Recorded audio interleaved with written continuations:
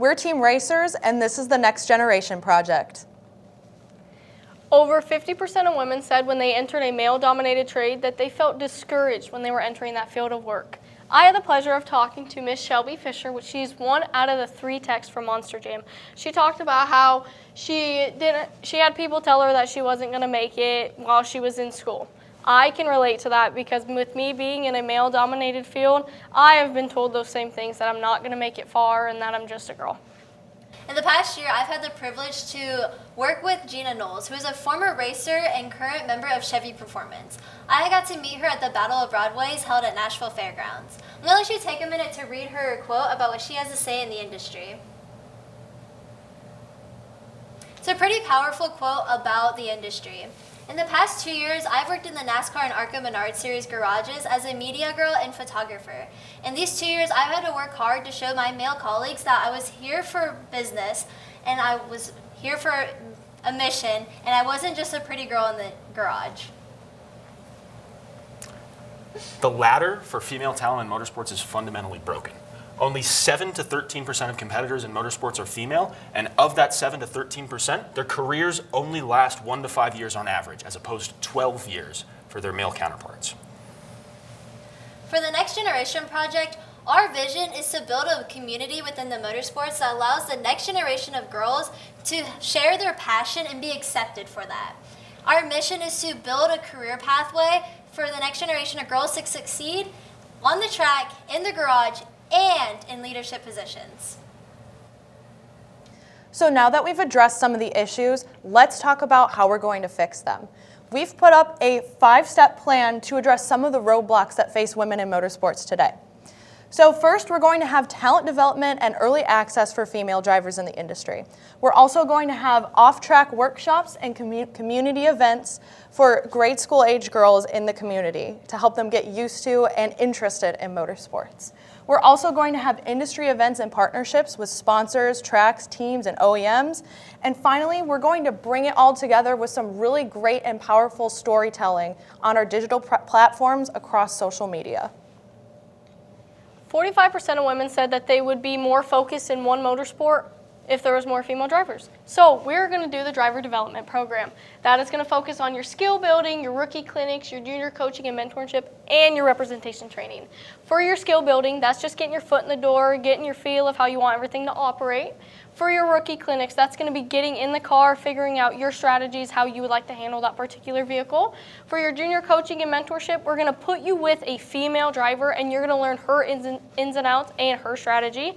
And for your representation training, you're going to be taught how to be seen, how to be heard, and how to be valued in the motorsport.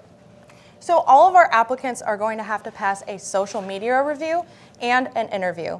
With the social media review, our applicants are going to be from the ages of 6 to 18. So a lot of them are already going to have social media profiles that we'd like to take a look at and make sure that they are representing themselves in a positive light.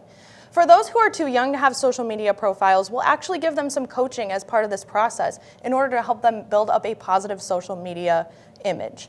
We also are going to have interview questions, and these questions are going to be in place to make sure that all of our applicants are great representatives, not just of their gender, but for the motorsports industry as a whole. We want to ignite interest through hands-on workshops. We want to partner with local schools working with grades 5th through 12th because that is when STEM programs are being introduced. We want to give hands-on demos about how to change a tire, how to put on safety gear, and why you're putting that on. Look at engineering data and see how engineers use this to enhance the car, and give basic fundamental knowledge on how to work on a car or a race car. We don't want to do this as just another STEM opportunity, but as a way to ignite interest in the next generation of girls and to show them that they can have a career in this industry. I started drag racing when I was 9 years old, so there was not a whole lot of knowledge that I had. I was just told to get in the driver's seat, push the gas, and just drive the car straight. So with these 2 programs, that'll help the women feel more comfortable when they're sitting in the seat and get them more knowledge in the motorsport. Now, for the next part of our plan, we want to take all of the work we've been doing off the track and bring it to the racetrack. We are going to have pop-up fan zones at select races throughout the motorsports calendar where we have driver meet and greets hosted. We have community events with influencers where they bring their entire audience in and have meetups where we can capture that audience and bring it into the fold for us as well. On top of that, showcasing interactive demo cars as well as live showcases of all of the talent we're developing. We also want to focus on our partnership opportunities with partnering with our local schools and tracks and our female-led teams and organizations. Another key thing that we would like to promote is the sponsors that are already actively promoting women right now, which is Monster, Coach, and Elf.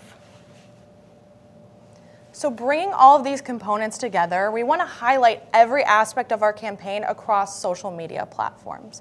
So with the Next Generation Project, we want to post year-round highlights of success stories of women on and off the track, not just during Women's History Month. So we want to focus on building a female following and focus on building that engagement across the fan base and highlighting these accounts so that we create a mutual benefit for all of our partners. Here's an example of what our social media page could look like. We can be highlighting the female drivers, the female mechanics, and our youth workshops. We also want to highlight the teams and manufacturers who are taking part of the initiative. Amplify's 2025 social media benchmark report states that a social post where a brand tags another account consistently delivers higher interactions. So we want to use that knowledge to increase our visibility and interaction rates, and those teams and manufacturers' social pages, we want to increase their visibility and bring a brand new audience into the platform.